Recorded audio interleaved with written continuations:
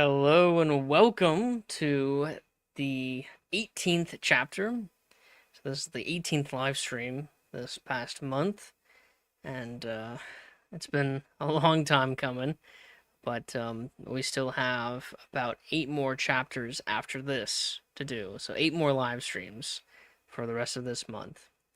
And this chapter, chapter 18, covers the Roaring Twenties from 1921 to 1929. So this covers the presidential administrations of Harding and Coolidge. And this chapter is divided into two sections.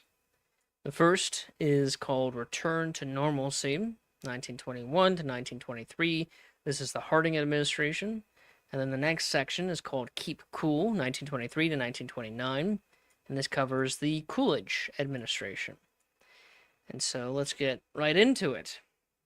So, Harding's brief administration promised a retreat from the turbulence of war and reform, appealing to a nation weary of global entanglements and domestic unrest.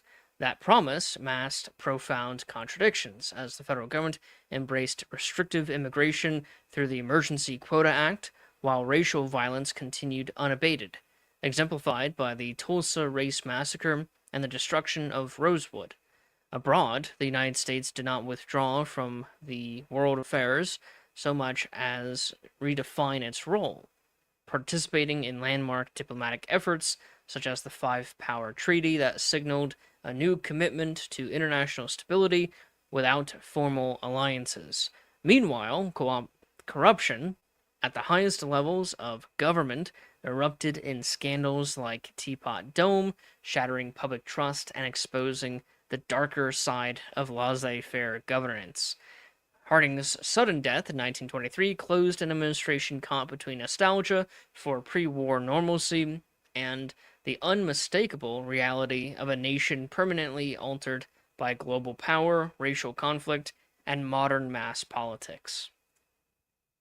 So we have Harding's first inaugural address, or only inaugural address, given on March 4th, 1921, and he will advocate for this return to normalcy. You have Harding's address to Congress on urgent national problems. You have the Emergency Quota Act, federal statute establishing numerical quotas based on national origin, first major permanent limit after World War I. So this is Act. Then you have the infamous Tulsa Massacre in 1921, a violent attack by white mobs on the prosperous black community of Greenwood, Tulsa, Oklahoma, destroying homes, businesses, and churches over 2 days. The assault resulted in hundreds of deaths, thousands displaced, and the near total destruction of what had been known as the Black Wall Street, highlighting the extreme racial tensions and systemic violence against African Americans in the early 20th century. Taft, who was previous president of the United States, swears in as Chief Justice of the Supreme Court of the United States. You have the CCP, the Chinese Communist Party, is founded around this time. Founded in Shanghai, the CCP would become a significant force against the ruling nationalists, leading to decades of civil war in China. This doesn't have an impact on the United States yet, but it will in the future for World War II and then also in the Cold War.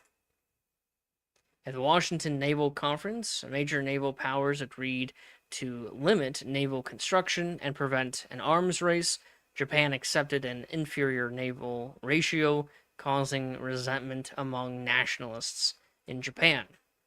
So the seeds to World War II have already begun to be planted. Were already planted in Europe, but now they're being planted in Asia.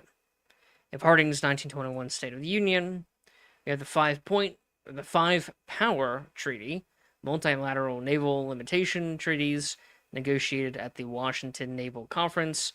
Cornerstone of was the Five-Power Treaty, limiting capital ships for navies.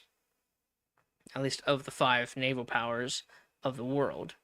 The Purpose of America by Coolidge. Coolidge extols the history and purpose of the nation and the role it plays in the world at large. Pretty interesting essay written by Coolidge. Joseph Stalin was appointed General Secretary of the Communist Party's Central Committee, a position he used to build his power base by appointing loyalists to government jobs. So the rise of Stalin begins in 1922. And the Teapot Dome investigation begins April 15th, 1922. Secretary of the Interior Albert B. Fall secretly leased federal oil reserves in Wyoming and California to private companies in exchange for bribes, widely considered the greatest political scandal in U.S. history before Watergate. It exposed deep corruption in Warren G. Harding's administration and led to Fall becoming the first U.S. cabinet member imprisoned. I wonder if people still think this is the worst political scandal. I mean, I would argue this is worse than Watergate. Although Watergate had a longer impact on the United States. I mean, people still talk about Watergate today, but people don't really talk about the Teapot Dome anymore.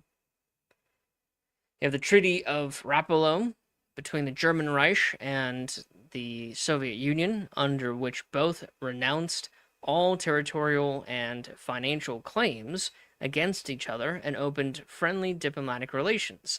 The treaty was negotiated by Russian Foreign Minister Gregory Chicherin and German Foreign Minister Walter Rathenau. It was a major victory for Russia, especially and also Germany, and a major disappointment to France and the United Kingdom. The term Spirit of Rapallo was used for an improvement in friendly relations between Germany and Russia. The secret military cooperation between Germany and the USSR violated the Treaty of Versailles. So the Treaty of Versailles is already being violated, even though it's only been implemented for 2 years at this point. Less than 2 years. Let's see, Fordney-McCumber Tariff. Major tariff legislation that raised duties and protected many American industries. The Meaning of Democracy by Coolidge. Coolidge ponders for the people the meaning, impact, and purpose of democracy. You have the Ozawa v. United States, a landmark naturalization decision holding that Japanese were not white persons for naturalization purposes. Important for immigration and race law, given the National Quota Act. You have Mussolini's March on Rome, happens in October of 1922. Mussolini's March on Rome, as fascist supporters converged on the capital to demand power. This event led to King Victor Emmanuel III inviting Mussolini to form a government, effectively marking the start of his dictatorship.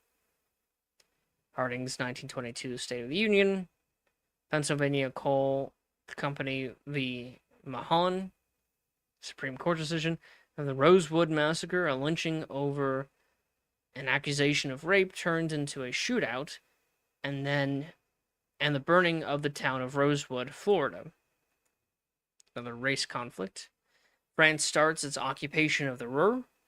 The occupation of the heavily industrialized Ruhr district came in response to Germany's repeated defaults on the reparations payments required under the terms of the Versailles Treaty. The French and Belgians intended to force Germany to supply the coal and other raw materials that were part of the reparations. With the active support of the German government, civilians in the area engaged in passive resistance and civil disobedience, which largely shut down the economy of the region. Acts of sabotage and retaliation took place as well. An estimated 137 civilians were killed and 600 injured during the occupation. So the occupation will end during the Coolidge administration. So it only lasts a couple years. You have the Atkins v. Children's Hospital Supreme Court decision. The Destiny of America, another speech by Coolidge, talking about the core of American values. Meyer v. State of Nebraska, Bartles v. Iowa, and then you have the death of Harding. And this concludes the section on Harding's administration return to normalcy as we go to Coolidge, Keep Cool, 1923-1929. So let me read this description. Coolidge's presidency projected stability, restraint, and confidence in laissez-faire governance, reinforcing the belief that prosperity flowed naturally from limited government and disciplined markets. Beneath that calm surface, deep cultural and social conflicts intensified, most famously in the Scopes monkey trial, which exposed a nation divided between modern science and religious traditionalism. Racial and nativist tensions reached a peak as the KKK paraded openly in Washington, D.C., before collapsing under corruption, the internal violence, and public backlash. Prohibition fueled organized crime, political corruption, and widespread cynicism toward the law, while racial violence and inequality persisted across the country. The Great Mississippi Flood in 1927 revealed the limits of voluntarism and foreshadowed the inadequacies of minimal federal intervention in the face of national catastrophe, even as Coolidge insisted that prosperity and order would endure through restraint alone. So Coolidge, he becomes president after Harding dies in August of 1923. Adolf Hitler does his famous beer hall push in November of 1923, a failed coup by Adolf Hitler, General Erich Ludendorff, and others in Munich, Bavaria. Inspired by Benito Mussolini's March on Rome, Hitler's goal was to use Munich as a base for a march against Germany's national government in Berlin. Over 20 people were killed during the push. Hitler is arrested after his failed push. Coolidge gives his 1923 State of the Union.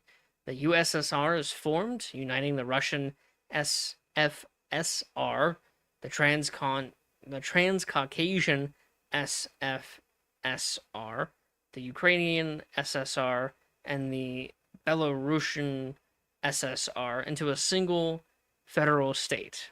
So you have all these socialist states in Russia, Transcaucasia, Ukraine, and Belarus, and they're all being combined into one. So this is the USSR, the United Socialist Soviets of Russia, or something like that. And so you have Vladimir Lenin, he dies. So right as the USSR is formed, Lenin dies. Also, Woodrow Wilson dies, pretty much at the same time as Lenin. You have Hitler's trial for his beer hall push. This became a national stage on which he transformed his treason charge into a propaganda triumph. Allowed to speak at length, he portrayed himself as a patriot trying to save Germany, openly attacked the Weimar Republic, and won sympathetic coverage from conservative judges and newspapers. Although convicted of high treason, he received an extraordinarily lenient sentence, 5 years in fortress confinement with generous privileges. He served only about 9 months, during which he wrote Mein Kampf, using the trial and imprisonment to relaunch his political career. So here are the men who participated in the beer hall push, and Hitler is one of the few people to be imprisoned, but he's only imprisoned for a very short period of time. And he uses that time to relaunch his political career by writing a book that would become Mein Kampf. See, Coolidge gives a speech, Freedom and Its Obligations. Coolidge speaks to commemorate lost soldiers and remind his listeners of the responsibility to maintaining our union and peace by taking personal responsibility. So the Roaring Twenties isn't as roaring as, books like Great Gatsby makes it out to be. There was a lot of poverty in the United States, a lot of uh, economic troubles. You have a lot of racial violence going on, and you will have natural disasters like what you see in the background image, which will be the Great Mississippi Flood. But we're not there yet. That happens pretty soon, though. You have the Equality of Rights by Coolidge, another speech by the president. Coolidge responds to a man offended by the prospect of a non-white man being nominated to be a Republican nominee for Congress in the state of New York. And so Coolidge, he will speak out against racism and prejudice in a time where you have the height of racism in America. This is the height of the KKK in the United States, and you'll see a perfect demonstration of that coming up in 1925. You have the Dawes Plan, which goes into effect. This plan reorganized Germany's war reparation payments and provided loans to stabilize its currency, temporarily easing economic pressure, and ended the occupation of the Ruhr, the industrial center of Germany. This began the Golden Twenties in Germany. Dawes received a Nobel Peace Prize the following year for creating this plan. He would also become vice president of Calvin Coolidge. At the High Place of Labor by Calvin Coolidge, an address to a group of labor leaders on Labor Day. Authority and Religious Liberty by Coolidge, delivered to the Holy Name Society on the value of authority and upholding a religious morality. Address on the anniversary of the First Continental Congress. Patriotism in Time of Peace. An address at the dedication of the monument to the 1st Division AEF, American Expeditionary Forces. That's the force of American soldiers who went to Europe during World War I. You have the Genius of America by Calvin Coolidge. Coolidge delivers a speech to a delegation of foreign-born immigrants from the White House, reinforcing the values practiced on American soil. The Duties of Citizenship, another speech by Coolidge. On the eve of the 1924 presidential election, Coolidge addresses the nation by radio from the White House, urging Americans to fulfill their civic duty by exercising their right to vote. Coolidge calls upon members of both parties to educate themselves on the candidates and their policies in order to make an informed decision. Coolidge will be elected, I guess re-elected, although this is the first election, in 1924, and he will win over John Davis and La Follette. La Follette, he kind of looks like Joe Pesci, just a little bit. And also, this video is by Mr. Beat, so check out his channel and his videos. Coolidge's 1924 State of the Union. Hitler is released from prison. Coolidge's second, I guess his first inauguration, but at the start of his second term. Pierce v. Society of Sisters. Supreme Court decision on religious tolerance in education. Gitlow v. People, another Supreme Court decision. And the infamous Scopes trial.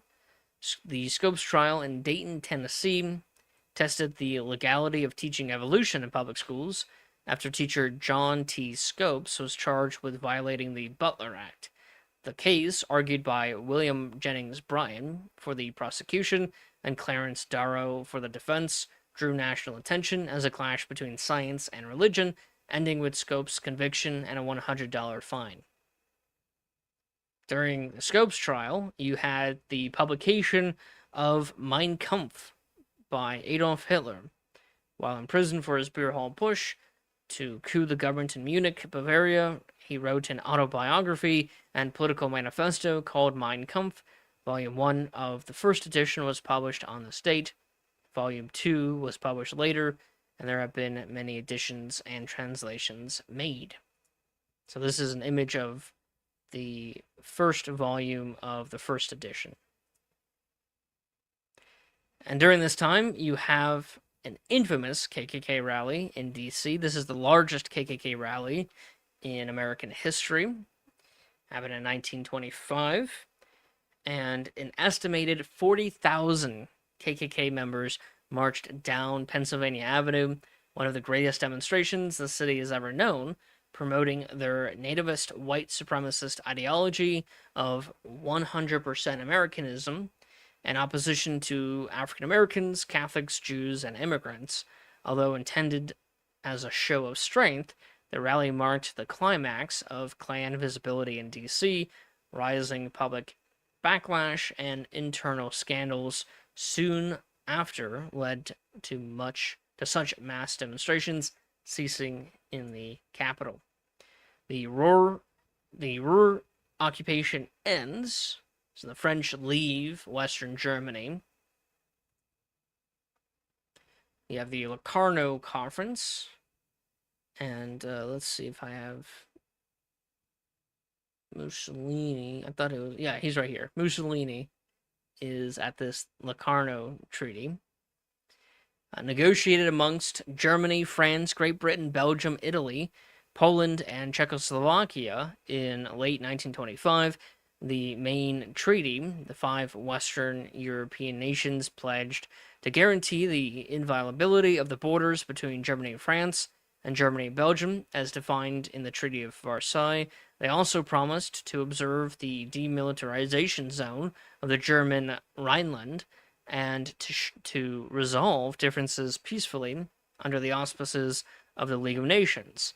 In the additional arbitration treaties with Poland and Czechoslovakia, Germany agreed to the peaceful settlement of disputes, but there was notably no guarantee of its eastern border, leaving the path open for Germany to attempt to revise the Versailles Treaty and regain territory it had lost in the east under its terms. The Locarno treaties significantly improved the political climate of Western Europe from 1929 to 1930 and fostered expectations for continued peaceful settlements, which were often referred to as the spirit of Locarno. You have another speech by Calvin Coolidge, Toleration and Liberalism. President Coolidge is speaking to the American Legion about the ability of the American fighting forces to put aside racial, religious, or social stature during a time of crisis and unite as one. You have Stevenson versus the state. D.C. Stevenson, Grand Dragon of the Indiana KKK, was convicted of second-degree murder, as well as rape and kidnapping, for brutally assaulting Madge Oberholzer. The trial's revelations of Klan corruption and violence, along with Stevenson's later disclosures of political bribery, accelerated the rapid collapse of the Klan's influence in Indiana and nationally. Another speech by Calvin Coolidge on government and business. I think this is where Coolidge says, the business of America is business. I think that was a Calvin Coolidge quote. That might have been Hoover. I'll have to double check that. Coolidge, 1925 State of the Union. You have Mellon-Berenger Agreement. The agreement greatly reduced the amount owing by France, with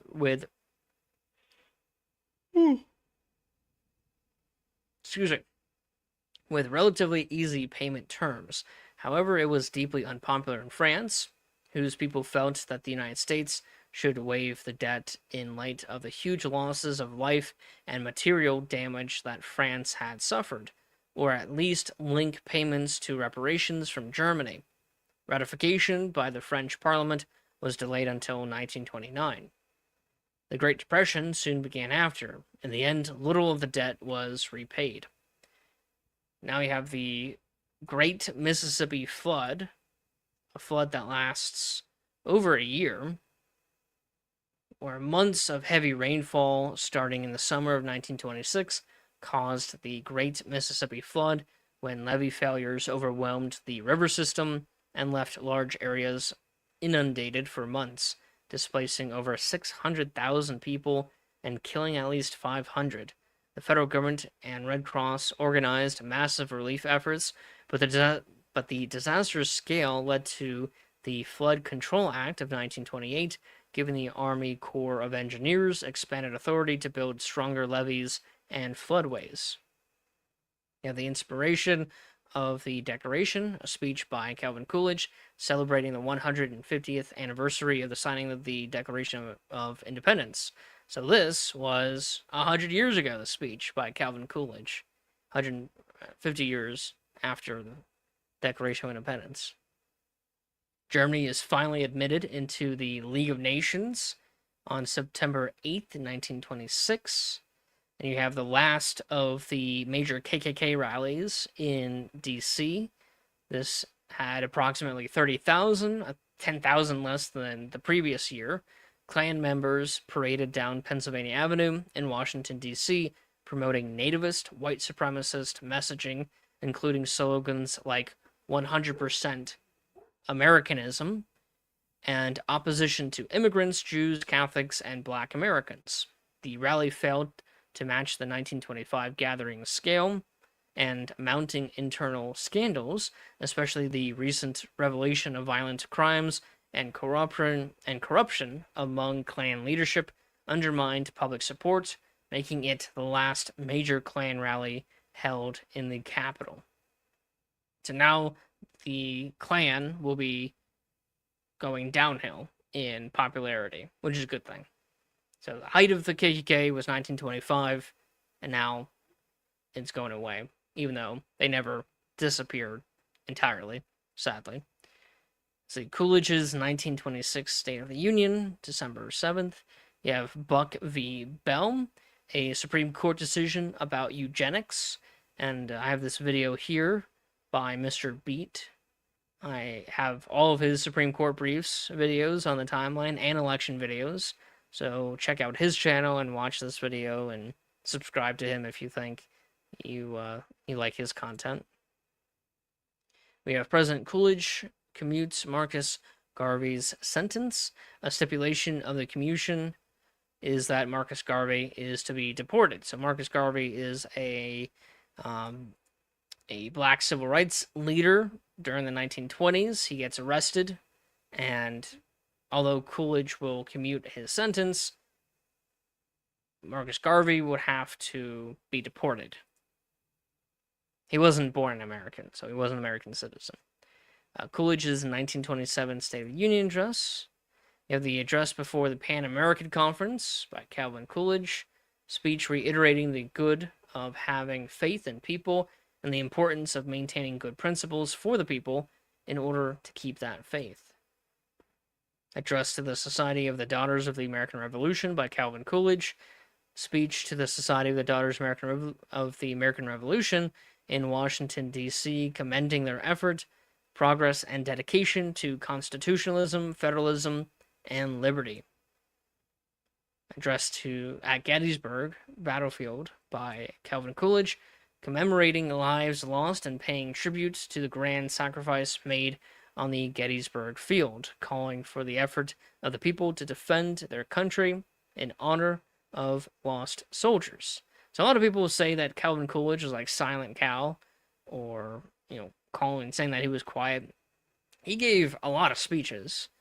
Maybe not as many as, someone like Trump today, sure, but it's not like he was completely silent. He voiced his opinion a lot, and I've added a bunch of his speeches to the timeline. You have the Kellogg-Briand Act, or Pact. The Kellogg-Briand Pact was an international agreement that condemned recourse to war for resolving disputes and renounced it as an instrument of national policy. While 64 countries eventually signed, the pact was ineffective at preventing war due to a lack of enforcement mechanisms and allowing for interpretations such as self-defense, which the Germans and the Soviets will use. It is considered a historical symbol of the desire for peace after World War I, though its practical impact was limited.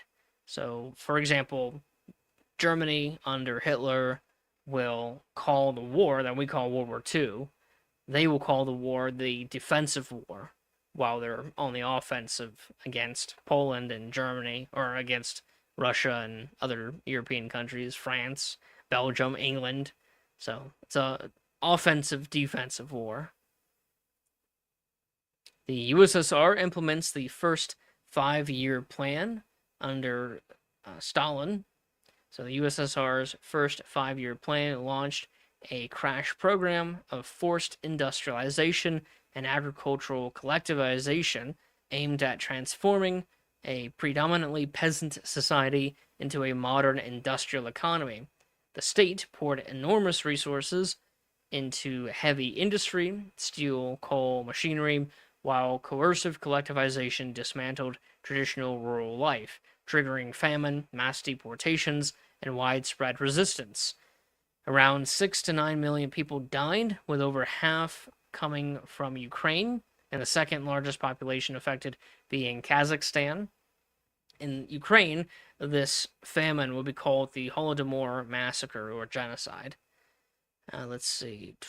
Despite immense human suffering and chronic inefficiencies, the plan succeeded in rapidly expanding industrial output and consolidating Stalin's political control over both party and countryside.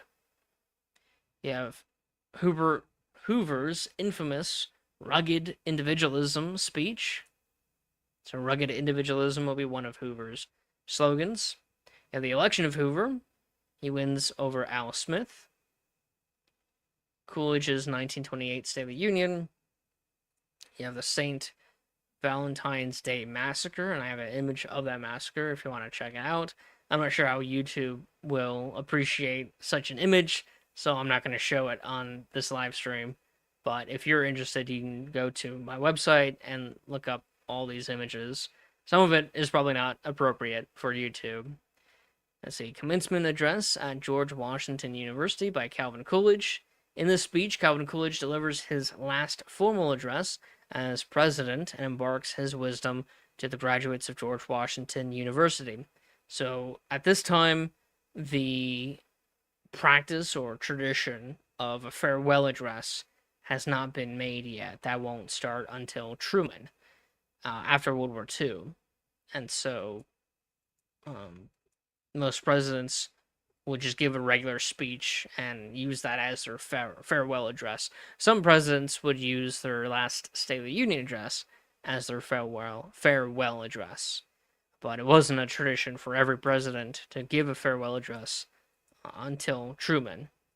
And this concludes this section. This also concludes this chapter. This chapter has been chapter 18, The Roaring Twenties, from 1921 to 1929.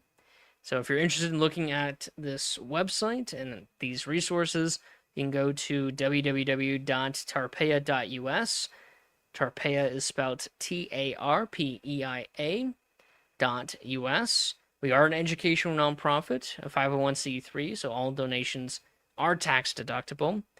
And our website is free to use. There's no ads, no paywalls, no special library access needed. It's free to use. It's open for everyone. It's best viewed on desktop. There is a mobile version, but it's best viewed on desktop version. So check it out. Check out our charity.